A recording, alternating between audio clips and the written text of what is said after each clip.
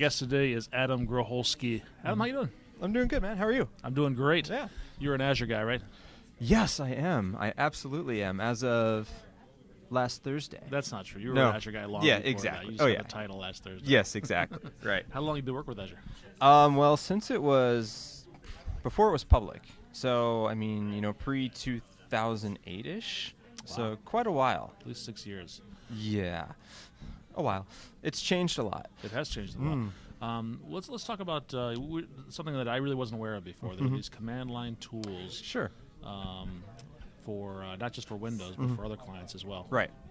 Yeah, so let's kind of take a step back before we do that. So managing Azure. So once you start using Azure, you typically go and you use the management portal, right? And it's great. It used to be a Silverlight thing. Now it's all HTML5. We've got a new portal out there in preview, which looks great. Highly recommend use it. But you go there, you can spin up websites and VMs. You can do everything from the portal, which is fine. But there comes a point in time where you might be thinking, I don't want to have to do 37 mouse clicks to create a Windows VM or create a simple website. Or you want to automate it as part of maybe your build deploy process. Correct, which you absolutely can, because I don't have the exact percentage, but just about every single thing you can do within the Azure management portals is exposed via a REST interface. So if you're feeling really ambitious, you can go directly against the REST interfaces and program to your heart's content. However, I'm really lazy.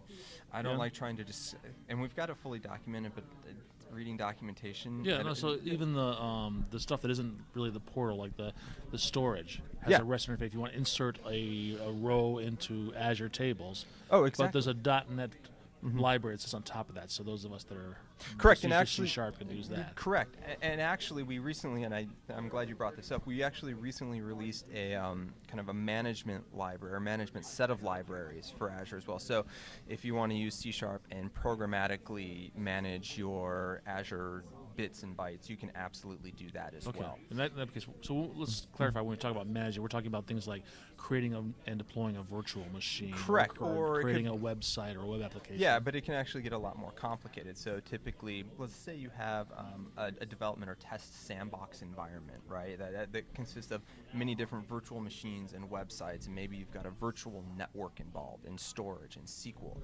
You can manage all of those things from the creation to the configuration through command line tools. And these command line tools essentially wrap that REST interface for you, which makes it essentially scriptable is what you end up getting. So a nice repeatable process that you could then take scripts and maybe check them into some repository and version them. When we talk about scripts, are we talking about writing them in C#? Are we talking about writing them in PowerShell? So we've got some options. If you're a diehard Windows, you've got PowerShell. And PowerShell, for those of you that may not use PowerShell, it's kind of like command line, but on just complete steroids. Right. And that's what it is in the case of Azure as well. We've got an extensive set of PowerShell commandlets available for you to control your Azure environment. However, one of the things with Azure is that it's not just about Windows, which seems really odd for us to say. Or people kind of, when I go and talk to non-Microsoft groups, are like, first of all, like, why are you here if I'm talking to like a Node group or an Android group or whatever? It's like, well, because as much as we love Windows and Azure works great for Windows, it's also kind of embracing everybody. We want to make sure every developer has a great experience on the platform. So we've also written tools that will work on Linux and Mac, so on OS X. So we've got a great set of cross-platform command line tools that you can use, and the cross-platform command line tools work on Windows as well. It's written in Node.js, but it's a great command line interface. Oh, now what does that interface look like?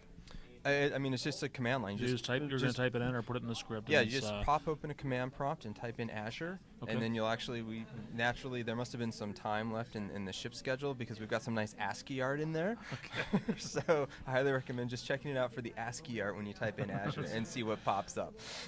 Yeah. All right. So once you type in Azure, then you have basically a little command shell that's specific to Azure. Correct. And then you're using the Node Package Manager to do this? Or yeah. So if you want to install, you just do npm install. I believe it's Azure-CLI, and that will install. Regardless of which platform you're actually on, it'll bring down the package and install it for you. Yep. All right. And you can do that on a Windows box. You can do it on a Mac, MacBook, or Linux box. Yep. It'll work on all of them. How do I get that capability on my device? Do I download something and install it? Well, if you've got Node Package Manager installed already, you can actually just go to your command line and say, npm install, and it'll install, Azure-CLI. It'll install it for you. Otherwise, you can go up to Azure-CLI. Azure-CLI. Okay. Or you can go up to Azure.com and you can bing your favorite.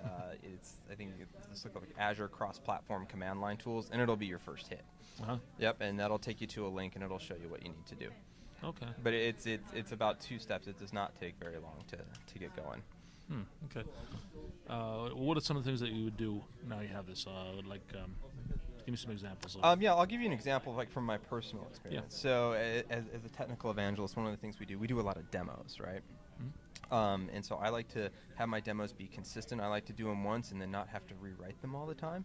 But sometimes you want to show the complexity of just how deep you can go with Azure. So what I'll do sometimes is have a demo environment set up where I've got various Windows servers in kind of different states. And I want to show someone how I can create a Windows VM. I can then install something like maybe IIS on there. I can open up some ports on there.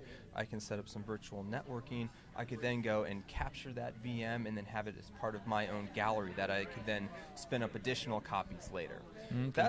So to do that in a demo, I typically need 4 or 5 VMs in different states. And that can take a long time to spin up every time. If I'm thinking the night before, okay, I need to get this environment going. All right, let me get those going, and let me get these 5 spun up, and then I got to make sure I get my configuration right. I get the right ports open, and what was that password I used again? Sounds like this would be a good candidate for scripting. Yeah, it is, and that's exactly what I do. So I'll script that environment out so I can kick my script off, and it'll go and get the whole environment kind of pre-configured for me. Similarly, on the other side, and this is interesting because you and I are talking about this today, so I could have an environment with 5 VMs running. Sometimes it might be a good idea to shut those off after I'm done with my demo. It saves some money. It saves money.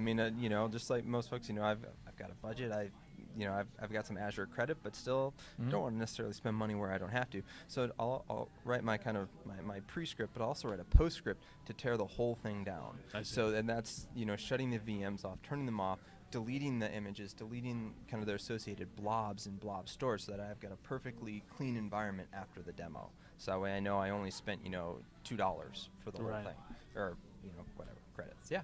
Are you running your scripts in these cross-platform command line tools, or are you writing them in PowerShell? I do both. Okay. It depends what I'm doing. Sometimes I'll do PowerShell. It kind of depends on my audience, because one of the things you're mostly working on a Windows box, I assume.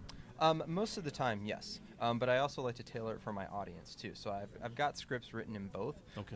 If I'm talking to a diehard .NET Windows crowd, then I'm going to show them PowerShell, because that's probably what they're going to use. But I spend a lot of time talking with kind of the non-Microsoft crowd too. So I can show them Windows, but I want to meet them where they are, which means I need to go and I need to be on a MacBook or a Linux machine, and I want to use the cross-platform tools because they're going to be more comfortable with that. And I don't want to say, all right, we need a Windows machine, you do this and that. That's not what it's about. So I'll do both. Any resources you can point our viewers to learn more just about go to Azure.com. Yeah.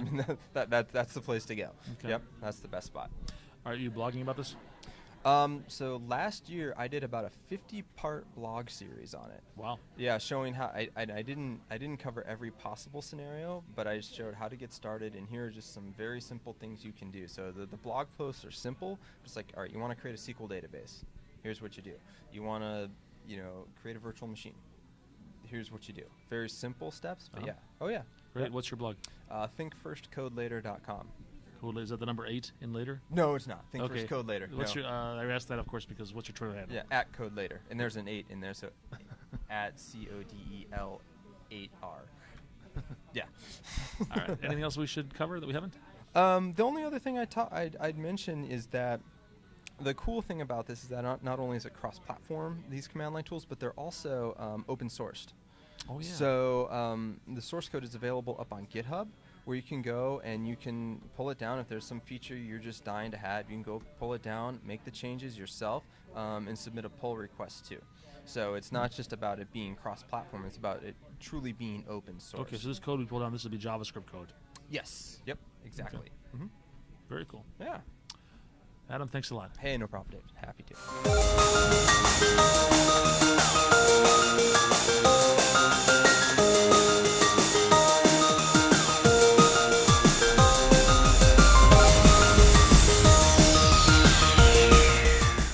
Yeah, so this has been a great week. I am at a conference, a technology conference with about 12,000 of my closest Microsoft friends here in Atlanta, and it's been an amazing week so far, and I wonder what we're going to learn tomorrow.